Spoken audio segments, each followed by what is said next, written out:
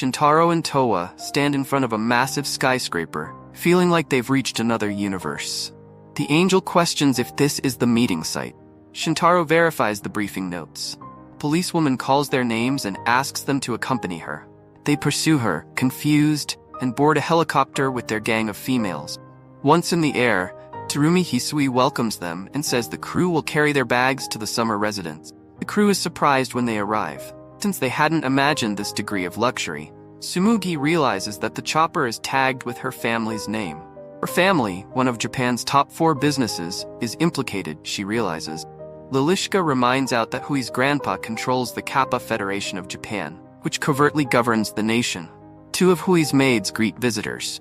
They identify themselves as Kujaku and Aoi, twin maids from a prestigious line of kappas who have served the Tsurumi household for years. Visitors to the summer mansion stroll through a maid-filled big corridor. The home seems huge to Tsumugi, but Aoi says it's the Tsurumi clan's smallest. The gang is quickly fascinated by a magnificent lake, established during the Edo era by Hui's forefathers. The kappas utilize their irrigation expertise to aid the Tsurumi clan establish prominence in the shogunate. Aoi tells a sad tradition related with the lake. Long ago, 2 lovers sought to exchange their shirikodama to be together forever and meet the creator. According to the tale, a couple proclaims their love by the lake's shore. They'll be together for forever. Curious, Shintaro wonders what a shirikodama is, which makes the maids flush and hesitate. They say it's a specific region of the body placed in a highly private location. The twins then lead the visitors to their rooms. Lilishka announces the start of the occult club's summer camp and notifies everyone about an important event after supper. Until then, they are free to explore. The group, perplexed because it's not quite noon, contemplates preparing some activities, since they are unfamiliar with the location. However, Lilishka didn't prepare any special activities for them. The twins jump in to assist and offer a sumo bout in the clan's official ring. Kujaku offers to be the first contestant, but no one comes forward to confront her. She notes that kappas have a deep-rooted enthusiasm for sumo, which has been part of their culture for decades, much like their love for cucumbers. The party chooses to postpone the sumo battle and accepts Kujaku's invitation to visit a neighboring beach. She even gives swimwear if required. Excited, Tsumugi and Noelle run to locate their swimwear. Meanwhile, Shintaro, floating in front of the females, discovers there are no swimsuits for guys and asks the maid where he may obtain one. When the maids learn Shintaro is male, they get overwhelmed and encircle him in a frenzy, treating him as if he were an exotic species. Eventually, at the beach, Shintaro takes a pair of trunks from one of the women's sets. Reflecting on the prior perplexity, Shintaro wonders whether he doesn't appear or build like a conventional male. Kujaku says she originally assumed Shintaro was one of those affluent females reared as guys. She's startled that Miss Hisui has really made a male acquaintance, something she never imagined. Kujaku reveals that Hisui is on pace to become Japan's top kappa, and to get the shirikodama of her true love, she must stay pure. Hisui grew up in a world surrounded by women, seeking purity. Now, unexpectedly, Shintaro is part of her life. Shintaro wonders if he can really stay there, especially when Towa arrives, flaunting her figure alongside Noelle and Sumoi, who dresses more conservatively. Hui, the most modest of them all, joins in. Sumoi panics, wishing she had dieted if she knew they'd be at the beach with Shintaro. Unbothered by her outfit, Noelle invites Shintaro to play volleyball. He declines, offering to grill meat for everyone instead, contemplating how to handle all the girls around him. Lishka surprises Shintaro from behind, teasing him for being too shy and showing off her beach-perfect vampire outfit. Unable to wait any longer, Noelle drags Shintaro to play volleyball, and soon everyone joins in to enjoy the beach together. Shintaro grills the first batch of meat, which Towa skewers and shares. He makes a special portion for the angel, leaving her embarrassed, while Noelle laughs at her reaction. Upon seeing the sea for the first time, Towa is mesmerized by the ocean's vastness and wonders how much salt it contains. While roasting corn, Shintaro offers some to Tsurumi, startling her with his male voice. Sensing the need to break the ice, he asks if he can call her by her first name, Hui. Flustered, Hui agrees, and excitedly tells Lishka that no boy has ever called her by her first name before. Later, as Shintaro drinks water, Towa joins him with her angelic charm. He offers her a glass, and she marvels at the sea's beauty, humidity, breeze, and salty air. finding it entirely different from what she had imagined. She feels shy in her bikini, which feels like underwear to her. As the sun sets, the friends lie on the sand, celebrating their fantastic day. The twin maids call everyone for a hot spring bath before dinner. Since the summer house has only a female bathing area, Shintaro is invited to wash up in the backyard or bathe at a different time than the girls, like after dinner. Sumoi feels bad for Shintaro's isolation, while Noel jokes about when he plans to peek at them. Offended, Shintaro insists he would never do such a thing, and Noel realizes she's been overthinking again.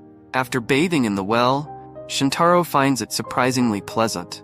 Suddenly, Lishka appears in her swimsuit she had been wearing underneath, just to show it off, leaving Shintaro puzzled by her sudden appearance. Meanwhile, Toa notices the different texture of the hot spring water, and the girls explain its health benefit. The spring is named after Hui, and Sumoi explains that the Kapal leader created this spring thinking about Hui's first bath. Despite everyone enjoying the hot spring, Noelle, being a Yukana, feels her blood pressure drop in the high temperature, turning red and covered in burns. She is warned to get out while fantasizing about Shintaro bathing with them. Sumoi panics at the thought, while the vampire advises them to wash their hair quickly to avoid dryness and frizz from the salt and UV rays. Ignoring this, Sumoi feels bad about her chest size compared to Toa's. Noelle asks what's wrong, making Sumoi feel worse upon seeing Noelle's larger chest. Noticing Sumoi staring, Isumi asks if she wants to touch them, claiming it's an ancient tradition. Realizing the discomfort, Lilishka reassures Hui that she doesn't need to worry about size, as hers will expand with time. Even if they don't develop much, little creatures might have huge goals. Hui, not comprehending the context, is perplexed by Lilishka's statement. Suddenly, Toe detects a snowfall on her shoulder, and everyone understands that NL's fury and bewilderment are altering the temperature. Desperate, she asks whether her friends are real, and Sumugi attempts to reassure her, assuring everything is true. Meanwhile, Shintaro waits patiently for the females, who are taking their time to return. When the twins arrive there, they decide to ignore the fact that Shintaro is a male and let him remain, remarking how uncommon it is to see Hisui so happy. They tell him, nevertheless, that if something happens to her, they have cucumbers ready for any circumstance. Later, everyone gathers for supper. After eating, they start to feel drowsy and decide to retire to bed. Once again, Shintaro finds himself marginalized owing to being male.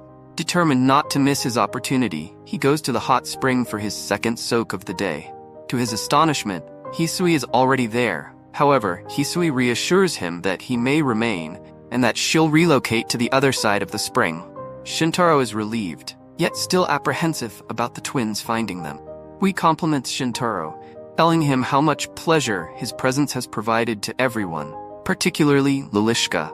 Shintaro, knowing of Hui's infatuation for the vampire, wonders whether she attended the school because of Lily. Hui explains that she was affected by a premonition she heard in middle school. The prophecy occurred when Hisui rescued a woman from drowning, who subsequently informed her that the Kappa needed to immerse herself in a masculine atmosphere, enter a new universe.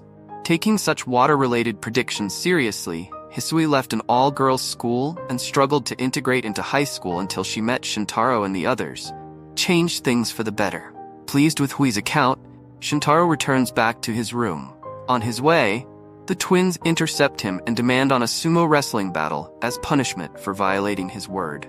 Exhausted from the impromptu sumo session, Shintaro eventually returns to his bed. Just as he's preparing to slumber, Lilishka runs into his room, agitated, and reminds everyone that they neglected to call a demon. Soon, Lilishka gathers everyone in the garden for the rite, and To seems noticeably apprehensive about the entire process.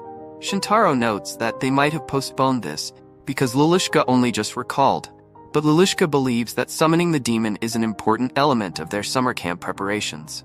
Noel asks Lilishka whether she knows how to do the rite. Lilishka boldly shows off her beginner's summoning guidebook, but says her previous effort with Hisui didn't go well. However, she's hopeful that with the occult club's participation, they can avoid prior blunders.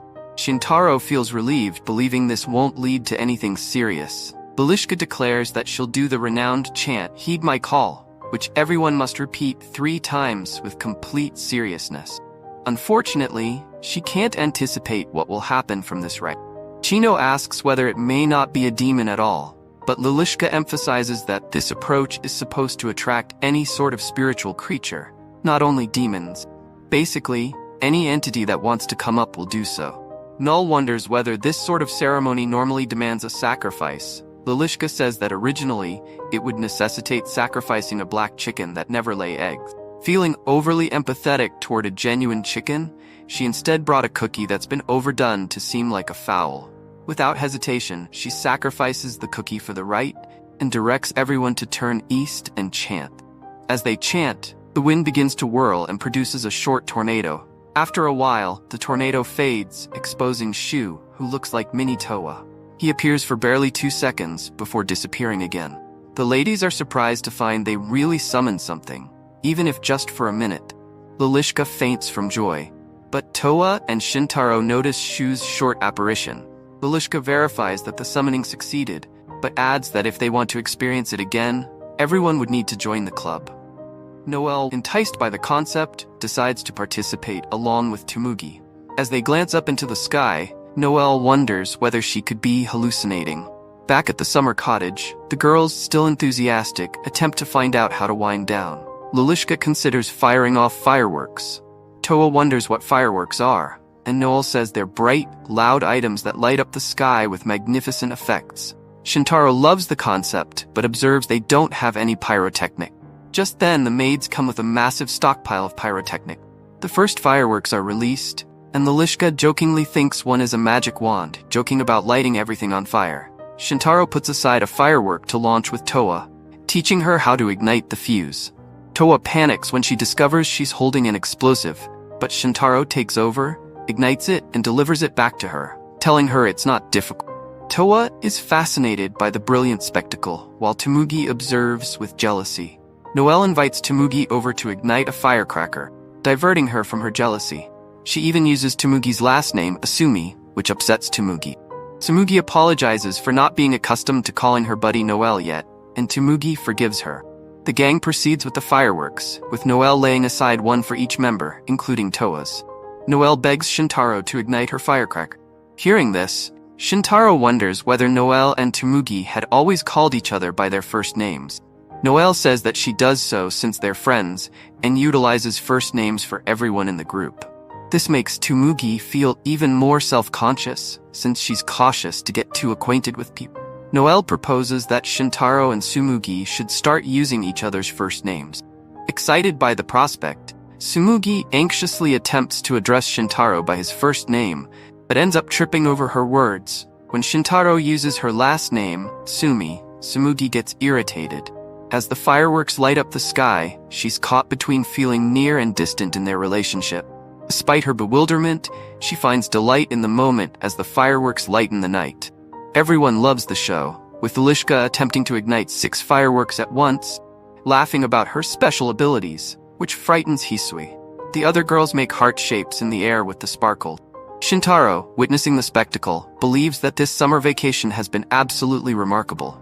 The following day, Shintaro and Toa go to Tokyo. Toa is pleased to see the sky tree and even more enthusiastic about spending the day with Shintaro. Shintaro considers that Toa is like an angel, and then recalls she truly is one. They arrive to the sky tree, the highest transmission tower in the world. Shintaro adds that here is where the TV shows Toa watches are beamed from, and Toa praises the tower for the enjoyment. Their next trip is the observatory. Toa says that it seems like a retail center she visited earlier. Noticing that everyone else is wearing yukata, Shintaro offers to rent one for Toa from a neighboring shop. Toa happily agrees, and when she appears in the traditional Japanese clothing, she looks lovely, overcooked to appear like a chicken. Shintaro feels she looks great, fails to convey his sentiments. As they exit the shop, everyone's attention is attracted to Toa in her yukata. Shintaro believes that the attention she's getting is substantial, even if he's not the focus of it. They approach the line for the observatory, where admittance costs 2,100 yen, or 3,000 yen to include the exhibition upstairs. Shintaro chooses to purchase tickets for both, even though they get a notification saying the gallery is closed for an exhibition chain. Toa is astonished when she hears that Shintaro has paid her ticket and the expense of her yukata. She attempts to remove the outfit, but Shintaro claims he wanted to see her in it. Toa recognizes that there's more to the gesture than simply the money. They go to the observatory, which is 350 meters high, and climb the elevator through the sky tree. At the summit, Toa is surprised by the view, delighted that she doesn't need to fly to get such a lofty viewpoint. She finds it intriguing to view a book someone is reading from hundreds of meters away. Shintaro is surprised by how angels can see so far. Toa sees Shintaro looks content with the height, unlike many others who dread it. Shintaro notes that although many fear heights, owing to the chance of falling, being in a safe area like this is different. Toa struggles with this notion. Shintaro emphasizes that people can't fly, and falling from such a height would be lethal. This concept scares Toa, and she fears about Shintaro being injured. Shintaro reassures her that if he did fall, she'd come to his rescue. Toa is comforted and finds Shintaro's assurances appealing. After viewing the observatory, Shintaro goes to a shop to purchase a keepsake from the sky tree. Toa observes many individuals with tons of bags at the mall and learns that it's vacation season, so many are visiting family. Seeing a toddler displaying a toy to her grandma prompts Toa question Shintaro whether he misses his family. He doesn't respond explicitly, noting simply that his parents are out of the country. Then he asks Toa whether she misses everyone up in the sky. Toa stated that although she missed her family occasionally, she never felt alone with Shintaro by her side. Shintaro confirmed her thoughts, noting that since Toa had entered his life, he hadn't been lonely, which made Toa happy than ever. Later, Shintaro invited Toa to eat lunch on the street and inquired whether her feet were suffering from the tight sandals. Toa confessed that she had been softly floating to prevent pain. Their journey of Tokyo proceeded, with Toa enthralled by the sights and sounds of the city. However, in the late afternoon, Shintaro temporarily lost sight of her amid the throng. Toa, feeling terrified and alone amid so many unknown faces, was comforted when Shintaro found her. He opted to grip onto her dress to keep her close, and Toa held to his shirt in return. Although Shintaro felt holding hands would be more successful, his normal timidity stopped him from going that step. That night, while they reviewed their fantastic day, Shintaro decided to pick up something for supper at the station. Toa immediately stopped walking, apologizing for not wanting the day to end. Shintaro comforted her that they had plenty of days remaining in their holiday, but Toa remained downcast. Switching to plan B, Shintaro offered her the sky tree keepsake. Initially apprehensive that Toa didn't enjoy the present, he was pleased when she thanked him honestly and indicated wanted to reimburse him. She then requested him to follow her.